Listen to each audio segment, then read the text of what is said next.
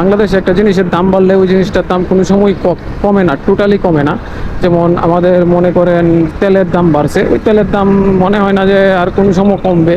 কারণ যে দুর্ঘটনা হইলে বলে কয়ে আসে না যে কোনো সময় যে কোনোভাবে দুর্ঘটনা হইতে পারে, ওটা কোনো ব্যাপার না। হয়তো বা পিছনের গাড়ি এসে মাইরে দিতে পারে বা অন্যজনের কারণেও আপনার দুর্ঘটনা হইতে পারে। হ্যাঁ, কপালে যদি লেখা থাকে ওইটা আপনি খণ্ডাতে পারবেন না, এটা বাস্তব কথা। কিন্তু নিজের সেফটিটা নিজের কাছে, ওইটা হচ্ছে বড় কথা। এটা পুলিশে কি করলো, তদন্ত করে ওই লোকরে বের করলো, বের করে উনি ভুল স্বীকার করলো, সব কিছুই করলো। তো ওনার জরিমানা হয়েছে কিনা মেবি আমি জানি না, জরিমানা মনে হয় দিছিল। তো জরিমানা না হইলেও মনে করেন ওনার কিন্তু 1 মাসের জেল হয়। অল্প সময়ে যে ঢাকা সিটিটা মুভিং করা যায়, এটা কিন্তু রবিবার থেকে আর এটা সম্ভব হবে না। কারণ প্রচুর পরিমাণ রাশ থাকবে, প্রচুর পরিমাণ রাস্তায় জাম থাকবে, প্রচুর পরিমাণ গাড়ি থাকবে। সেই জন্য আকাশে তো মেঘলা, যে না তো একলা বের হয়েছি হচ্ছে। বাজে কয়টা, অলরেডি বাজে 2:43। তো ওই সাইড দিয়ে দেখেন আকাশের অবস্থা কি, মানে মেঘলা হয়ে গেছে। আর এই সাইড দিয়ে মোটামুটি মেঘলা আছে। চলেন বাইক রাইড করতে করতে কথা বলি। জানি না যে 3-4 দিন যে পরিমাণ গরম পড়ছে, ঠিক আছে, একটু বৃষ্টি হওয়াটা খুব দরকার। কারণ বৃষ্টি না হলে এই গরমটা কমবে না। যে পরিমাণ গরম, মানে বাসায় থাকতে পারতেছি না, আর বের হবো কি। আর যেহেতু একটু মেঘলা মেঘলা, সেই জন্য বের হইলাম। তাহলে একটু রাস্তাঘাটে গরমটা কম আছে, সেই জন্য বের হয়ে গেছি। আর নাহলে বের হই মূলত বিকালবেলা বের হই বলতে 3টা-4টার দিক দিয়ে বের হই। তো প্রতিদিনই আমি বের হই। আগে তো সকালে বের হইতাম, এখন সকালে বের হই না। কারণ এই গরমের মধ্যে বাইক চালানোটা ভাই একদম প্যারা হয়ে যায়, প্যারা। তো একটু প্রেশার বলতে বিকালবেলা বের হইয়া তো রাত্রে 9টা-10টা পর্যন্ত বাইক চালাই। তো চালাইয়া কাজটা সারি। তো মাঝে মাঝে রেস্টও নেই, আড্ডাও মারি। আর বেশ কয়েকদিন তো মাঝখানে বের হই নাই, সেই জন্য আর ভিডিও করা হয় নাই। তো এখন আগে বলছিলাম যে এখন রেগুলার মোটামুটি ভিডিও দেওয়ার চেষ্টা করব। রেগুলার না দিলেও 1-2 দিন পরে পরে, তো চেষ্টা করতেছি 1-2 দিন পরে পরে ভিডিও দেওয়ার জন্য। তো এখন ভাবতেছি যে বের হয়েছি ঠিক আছে, যদি মাঝপথে বৃষ্টি আসে তাহলে তো অবস্থাটা খারাপ হয়ে যাবে। আর মাঝখানে কিন্তু 2 দিন আমি বের হই নাই। মাঝখানে কিন্তু আমার বাইকটা একটা সার্ভিস দিয়ে দিই, ফুল মাস্টার সার্ভিস দিয়ে দিই, ব্যাটারিটা চেঞ্জ করে ফেলি। এখন আপাতত কোনো ঝামেলা নাই। তবে একটা কাজ আছে, সেই কাজটা হচ্ছে আমার চেইন সেটটা, মানে চেইন সেট যেটা আছে ওইটা আমার চেঞ্জ করতে হবে। তো এটা 2 দিন পরে চেঞ্জ করব, যেহেতু হাতে টাকা পয়সা নাই। তো হাতে কিছু টাকা পয়সা হোক, তারপরে চেঞ্জ সেটটা একবার চেঞ্জ করে ফেলবো। কারণ একটু কট কট কট কট শব্দ করে, তো বা এটা একটু প্যারা দেয়। তো সেই জন্য ভাবতেছি কয়েকদিন পরে চেঞ্জ করব, বা যেহেতু টাকা পয়সা নাই সেই জন্য এখন চেঞ্জ করতেছি না। কি সুন্দর জায়গাতে বের হইতেছি, 2 সাইডে 2টা ফ্লাইওভার নামছে, আর মাঝখান দিয়ে বের হইতেছি। আসি হচ্ছে এয়ারপোর্ট, মূলত এটা হচ্ছে এয়ারপোর্ট এরিয়া। তো মেন রোডে চলে আসছি, মেন রোডে আসছি আরও আগেই। তো ভিডিও স্টার্ট করি নাই, মাঝখানে ভাবছিলাম ফুয়েল নেব। তো ফুয়েলের যে সিরিয়াল দেখলাম, সেই জন্য আর ফুয়েলও নিতে পারি নাই। এখন যাব হচ্ছে কোথায় যাব, একটু পুরান ঢাকার দিকে। পুরান ঢাকা বলতে গুলিস্তান যেতে হবে। গুলিস্তান একটু কাজ আছে, এই গুলিস্তানে যাওয়ার কাজ হচ্ছে এটাই।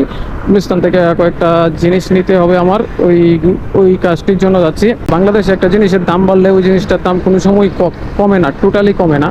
যেমন আমাদের মনে করেন তেলের দাম বাড়ছে, ওই তেলের দাম মনে হয় না যে আর কোনো সময় কমবে।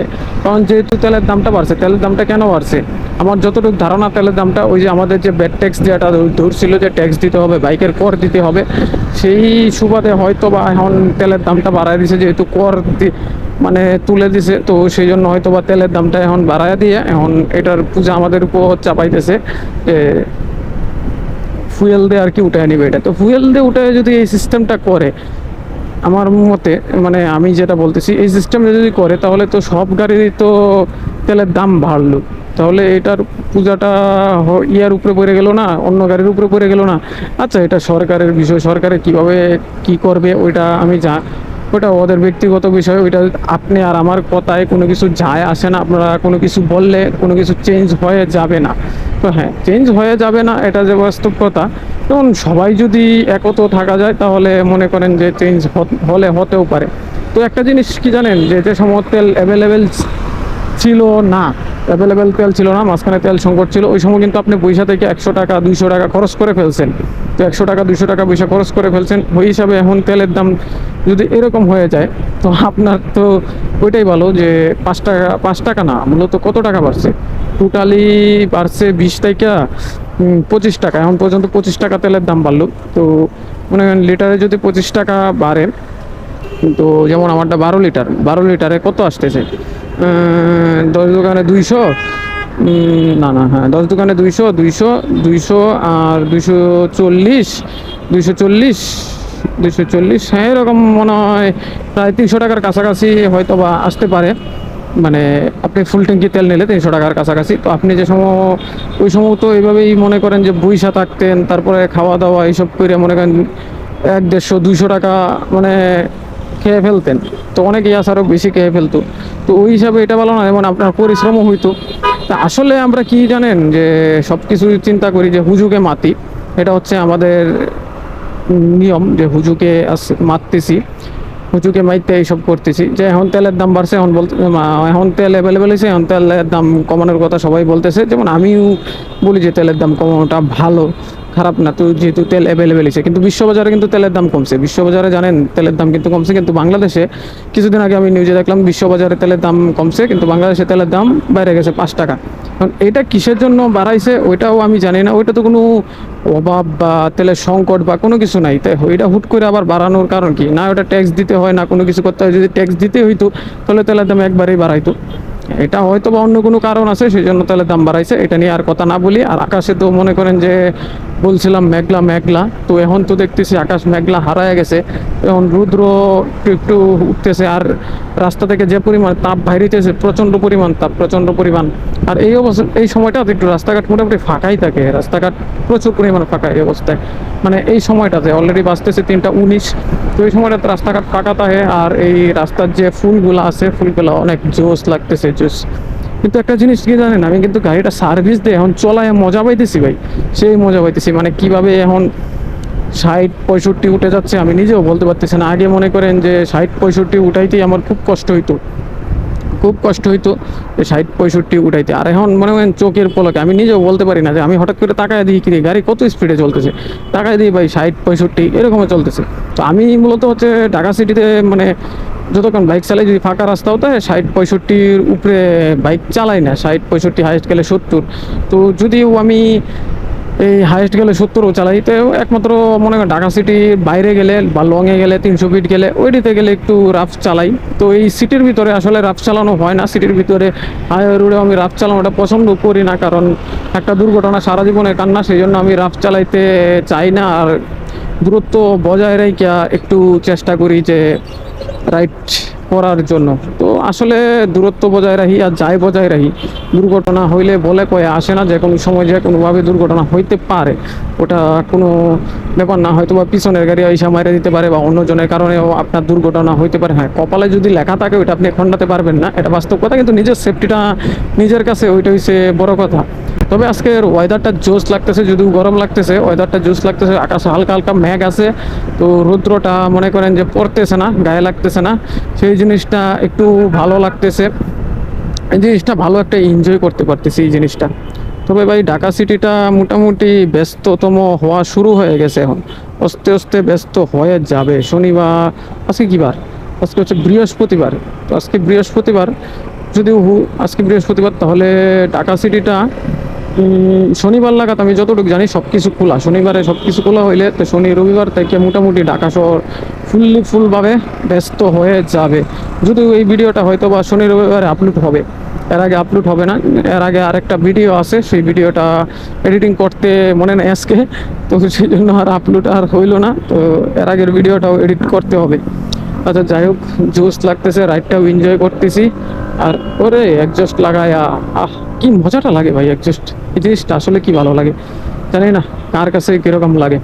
ঢাকা শহরটা যে পরিমাণ বর্তমানে ফাঁকা আছে, এই পরিমাণ ফাঁকা যদি সব সময় থাকতো তাহলে তো ভালোই লাগতো। বাট এই পরিমাণ ফাঁকা তো সবসময় থাকে না। যেমন রবিবার থেকে মোটামুটি ব্যস্ত ঢাকা হয়ে যাবে। আর অলরেডি চলে আসছি 7 রাস্তা, 7 রাস্তার এদিক দিয়ে, এটা কি কিসের ফ্লাইওভার বলে, 7 রাস্তার ফ্লাইওভার না কিসের ফ্লাইওভার বলে, এটা আমি শিওর জানি না। মেইন রোডে উঠছিলাম মনে হয় মেবি 3টা 10-এ। তো ভিডিও স্টার্ট করছিলাম মনে হয় 3টা 19-এ না কত, ভিডিও না এরকমই 15 না 19-এ ভিডিও স্টার্ট করছিলাম, মনে নাই, এতটা খেয়াল নাই। তো অল্প সময়েই মনে করেন আসলে ঢাকার এক মাথা থেকে আরেক মাথায় যাওয়া যাইতেছে।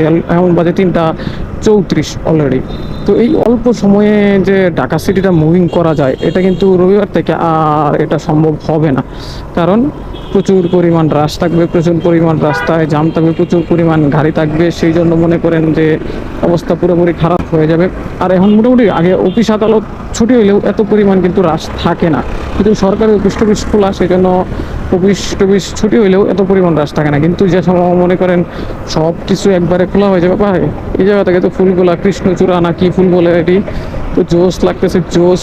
যে সময় থেকে মনে করেন অফিস আদালত ছুটি হয়ে যাবে, মানে ওই সব সেক্টর খোলা হয়ে যাবে, গার্মেন্টস টার্মেন্টস সব সেক্টর যে সময় থেকে খোলা হয়ে যাবে, সেই সময় থেকে মোটামুটি ঢাকা সিটিটা একটা ব্যস্ত সিটি হয়ে যাবে। দেন তো এখন পরিমাণ গাড়ি কয়টা দেখা যায়, খুব কমই গাড়ি। আর যত আগাচ্ছি অত আকাশ অন্ধকার হয়ে যাচ্ছে, মেঘাচ্ছন্ন হয়ে যাচ্ছে। তো আকাশে মেঘ, নিচে আমি, কখন জানি মনে করেন যে দুই একটা ফুটা ফুটা অল্প অল্প পরে, ওটাও আমি বলতে পারতেছি না। আমার কিন্তু অলরেডি মিটারে ইমার্জেন্সি চলে আসছে। কোনো জায়গা থেকে ফুয়েল নিতে পারি নাই, কারণ আমার যে বললাম গুলিস্তান, তো ওই গুলিস্তানে আমার থাকতে হবে হচ্ছে কয়টায় জানেন, 3:45-এ থাকার কথা। তো 3:45-এ আমি কি এখনও আদৌ যেতে পারবো কি না আমি এটাও বলতে পারতেছি না, কারণ আমার তো হাতে সময় আছে মাত্র আর 10 মিনিট। এই 10 মিনিটে কি গুলিস্তান পর্যন্ত যেতে পারবো? আশা করি যেতে পারবো, কারণ সামনে কয়েকটা সিগন্যাল আছে। তো এখন তো ওই সিগন্যাল দিয়েও ঝামেলা, কারণ অনেক জায়গায় দেখলাম যে ওই যে একটা এআই ক্যামেরা আছে, এআই ক্যামেরাই তো হ্যাঁ, সিগন্যাল অমান্য করলে এআই মামলা হয়ে যাবে।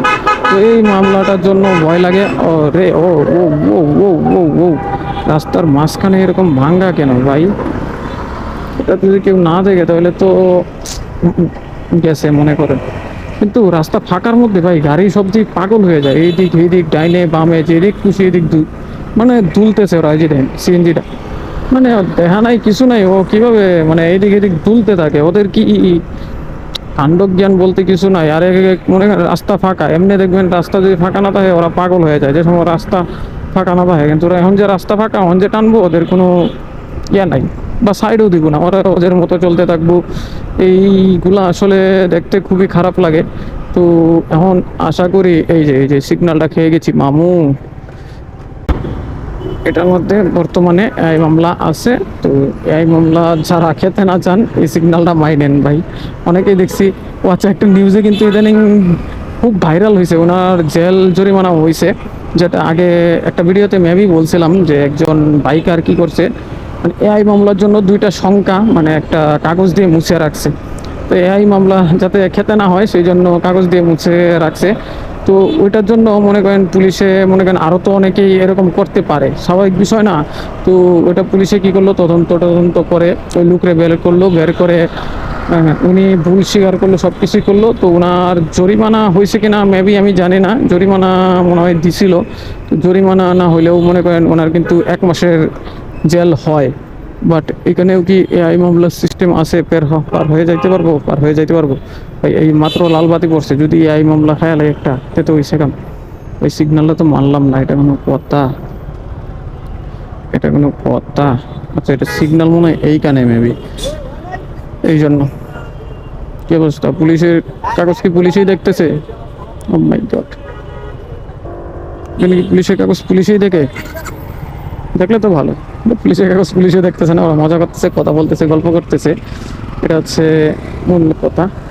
তো এনের সিগন্যালটা কীভাবে বুঝবো? এটা তো লাল বাতি জ্বলে রয়েছে ভাই, আমরা এনের সিগন্যাল কীভাবে বুঝবো? সো স্যাড, সিগন্যাল কোনোভাবেই বুঝতে পারবো না। ওটা হচ্ছে ও হো অনেকটি জায়গা জাস্ট খালি এই নই না, অনেকটি জায়গা সিগন্যাল বাতি লাগানো হয়েছে, বেশ কয়েকটা জায়গাতে। যে এইখানেও সিগন্যাল বাতি লাগানো হয়েছে, এখানেও পুলিশ তৎপর নাই, পুলিশ খুব কমই। এই সিগন্যাল বাতি যে অমান্য করবে তার নামে এই মামলা হয়ে যাবে। দেখছেন সব গাড়ি কিন্তু ওটু দাঁড়ায় রয়েছে, পুলিশ নেই। ওই সাইডে পুলিশ নেই, এই সাইডে পুলিশ থাকলেও এই সাইডে পুলিশ নেই। তো ওটু দাঁড়ায় রয়েছে, এই সিগন্যাল অমান্য করলেই মামলা। ভাই এই জিনিসটা আসলে বাংলাদেশে এই জিনিসটা কিন্তু জোস করছে। এই জিনিসটা আসলে এই মামলার জিনিসটা আসলে আমার কাছে ভালো লাগছে পার্সোনালি। কার কাছে কীরকম লাগছে ওইটা আমি জানি না। ওকে গাইজ, আমি একটা জিনিস অবাক হইলাম যে আজকের কাজটা এত তাড়াতাড়ি সারতে পারবো সেটা আমি কোনো সময় কল্পনা করি নাই। অলরেডি বাজে কয়টা বাজে হচ্ছে 3:53 অলরেডি 10 মিনিটের ভিতরে আমি মোটামুটি কাজটা সেরে ফেলতে পারতেছি। এখন মোটামুটি একটু যাব ধানমন্ডি, কিন্তু ধানমন্ডি একটু কাজ আছে, ধানমন্ডি এই কাজটা সেরে তারপরে হয়তো বাসার চলে যাব। কিন্তু আমার বাইকে ইমার্জেন্সি ফুয়েল আইসা পড়ছে, যেহেতু ইমার্জেন্সিতে আসলেও মনে করেন 2-3 লিটার যতটুক আমি জানি এই বাইকে থাকে। তো ইমার্জেন্সিতে আসার পরেও চেষ্টা করবেন ইমার্জেন্সিতে না রাখার জন্য, কারণ এফআই মোটরের উপরে চাপ পড়তে পারে একটা। তো সেই জন্য চেষ্টা করবেন যে ইমার্জেন্সিতে না রাখার জন্য চেষ্টা করবেন সবসময়, যে ইমার্জেন্সিতে না আসে সেই জন্য। তো এফআই মোটরের উপরে চাপ পড়লে তো মোটরটা আপনার চলে যেতে পারে। তো আমিও দেখি কোনো সময় কোনো ফাঁকে এক জায়গায় দাঁড়ায়া যে ফুয়েল নিয়ে নিব। বাট এখানেও সিগন্যাল আছে দেখছেন, মানে এখন প্রত্যেকটা জায়গাতেই মোটামুটি সিগন্যাল দিয়ে দিছে, পুলিশের মোটামুটি কোনো কাজ নাই বললেই চলে। কারণ প্রত্যেকটা জায়গায় যদি এভাবে সিগন্যাল দেয়, প্রত্যেকটা জায়গায় যদি এভাবে নিয়ম শৃঙ্খলা মেনে গাড়ি চলে তাহলে ঠিক আছে। কিন্তু এই ঢাকা শহরে কতদিন এই নিয়ম শৃঙ্খলা, এই আইন বা এই কার্যকারিতা কতদিন থাকবে, এটা হচ্ছে বড় বিষয়। অনেক বকবক করলাম, অনেক কিছু বললাম, আর কি বলবো, আর কিছু বলার নাই। ভিডিওটা অনেক বড় হয়ে গেছে, বলতে যদিও অনেক বকবক উল্টাপাল্টা কথা বলি, আপনাদের কাছে হয়তো বা ভালো লাগে না, বা ভালো লাগেও কিনা জানি না, ভালো লাগতেও পারে নাও লাগতে পারে, কিছু করার নাই। আমি একটা জিনিস বুঝতেছি না, এই দেখতেছি আকাশ মেঘলা, এই দেখতেছি রুদ্র, মাত্র দেখলাম মেঘলা, এখন দিয়ে আবার রুদ্র উঠতেছে। ভাই কি একটা অবস্থা, আবহাওয়াটা আজকে এরকম শুরু করছে গেলে। ভাই বৃষ্টি হইলে একটু হয়ে যায়, একটু শান্তিতে চলতে পারি বা ঘুরতে পারি। আচ্ছা যাই হোক, এত কথা বললে আমাদের কোনো লাভ নাই, বেশি কথা বললে বেশি কথা বলা হবে। তো বেশি কথা না বলাটাই মনে হয় আমাদের জন্য বেটার, কম কথা বলাটাই আমাদের জন্য শ্রেয় আর কি। তো অলরেডি তো মনে করেন কই আসি, শাহবাগ মোড়ে আসি। তো ধানমন্ডির তো কাছাকাছি অলরেডি, অলমোস্ট চলে আসছি। কোন দিকে যাব? এদিকেই তো আমাদের রাস্তা, কি এদিকে? ভাই এদিকে আসা হয় না আসলে, রাস্তা এত পরিমাণ মনে থাকে না। হ্যাঁ এদিকেই, আমরা এদিক দিয়ে ওই দিক দিয়েও ঢুকতে পারতাম চাইলে, বাট ব্যাপার না। ওই যে আরেকজন কীভাবে আসতেছে, আবার রিক্সা দিয়ে উল্টাও আসে। ওরে বাবা রে বাবা, চেষ্টা যা চলতেছে। আচ্ছা যাই হোক, অনেক বকবক করলাম, অনেক কিছু বললাম। তো আজকের ভিডিওটা এ পর্যন্তই। যদি ভিডিওতে কোনো কিছু ভালো লাগে প্লিজ একটা লাইক করে দেবেন অ্যান্ড সাবস্ক্রাইব করে দেবেন। দেখা হচ্ছে আবারও এমন কোনো ভিডিও নিয়ে, সে পর্যন্ত সবাই ভালো থাকবেন, সুস্থ থাকবেন। টাটা।